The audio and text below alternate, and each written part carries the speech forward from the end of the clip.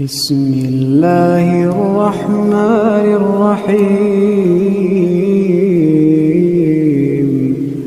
حضرت صفیہ رضی اللہ تعالیٰ عنہ کا یہودی کو تنہا مارنا۔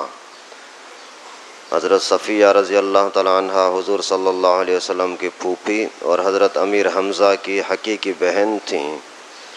احد کی لڑائی میں شریک بھی ہوئیں۔ جب مسلمانوں کو کچھ شکست ہوئی اور بھاگنے لگے تو وہ برچھا ان کے منہ پر مار مار کر واپس کرتی تھیں کہ واپس ہو جاؤ، کہاں جا رہے ہو۔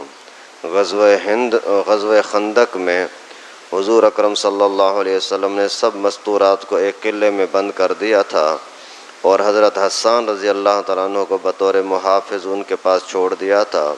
یہود کے لیے یہ موقع بہت غنیمت تھا کہ وہ اندرونی دشمن تھے ہی۔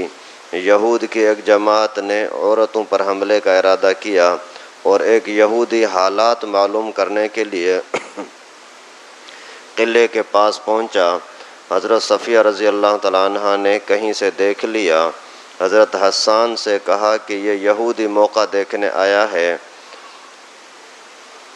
تم قلعے سے باہر نکلو اور اس کو مار دو۔ وہ حضرت حسان کمزور تھے، ضعیف تھے، ضعف کی وجہ سے اس کی ہمت نہ ہوئی، تو حضرت صفیہ رضی اللہ تعالیٰ عنہ نے خود ایک خیمے کا کھونٹا اپنے ہاتھ میں لیا اور خود نکل کر کے اس یہودی مرد کا سر کچل دیا۔ پھر قلعے میں واپس آ کر کے حضرت حسان سے کہا کہ چونکہ وہ یہودی مرد تھا، نامحرم ہونے کی وجہ سے میں نے اس کا سامان اور کپڑے تو نہیں نکالے، تم اس کے سارے کپڑے وغیرہ اتار لو، اس کا سر بھی کاٹ کر لے آؤ۔ حضرت حسان رضی اللہ تعالیٰ عنہ ضعیف تھے جس کی وجہ سے اس کی یہ بھی ہمت نہ ہوئی، تو دوبارہ خود ہی تشریف لے گئیں اور اس کا سر کاٹ کر کے لے آئیں اور دیوار پر سے یہودیوں کے مجمع میں پھینک دیا۔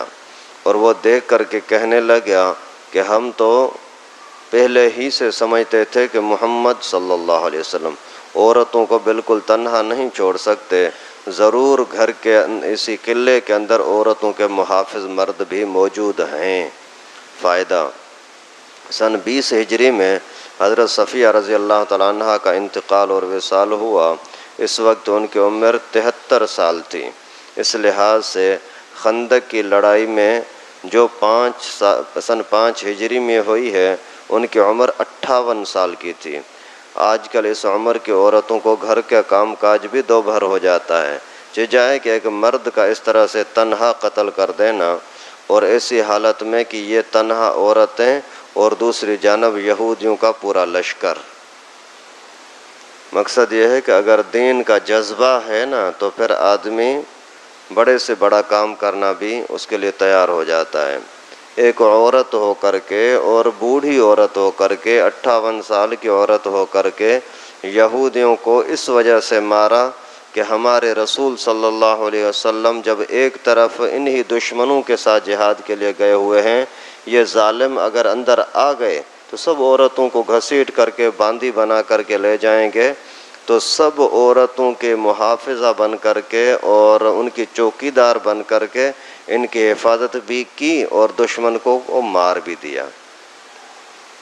لیکن آپ اندازہ کریں کہ اتنا کچھ کام کرنے کے باوجود، لڑائی کے ماحول کے باوجود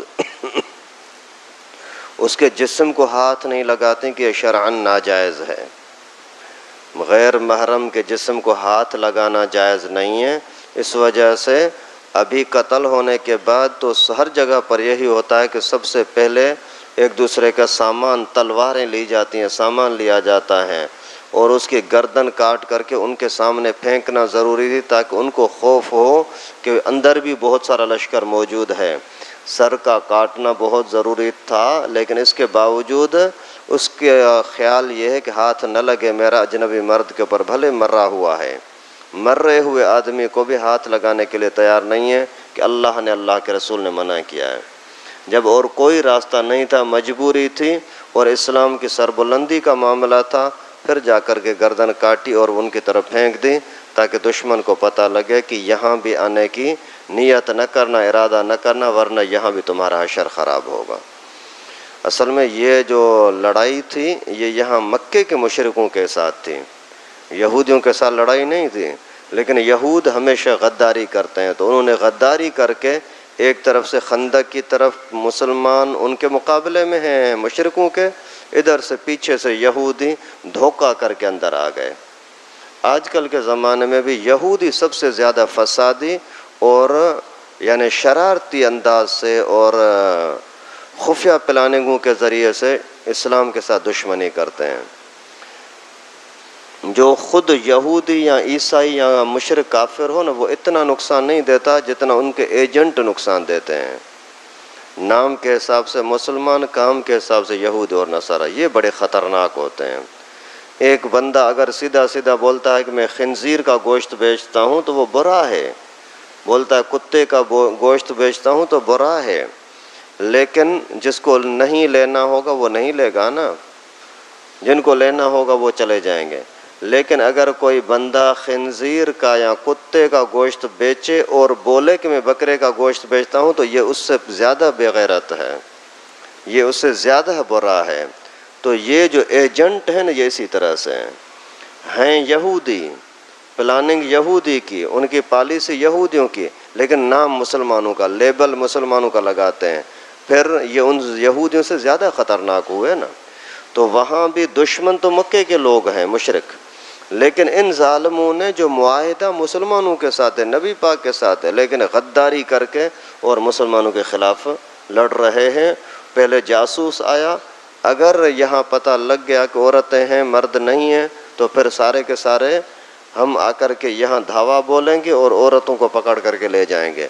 لیکن اللہ تعالیٰ نے حضرت صفیہ رضی اللہ تعالیٰ عنہا کی وجہ سے سب مسلمانوں کی عورتوں کی عزت کی بھی حفاظت کی اور دشمنوں پر بھی رعب بٹھا دیا۔ لائک کریں ہمارے چینل کو اور سبسکرائب کریں اور بیل آئیکن کو دبانا نہ بھولیں۔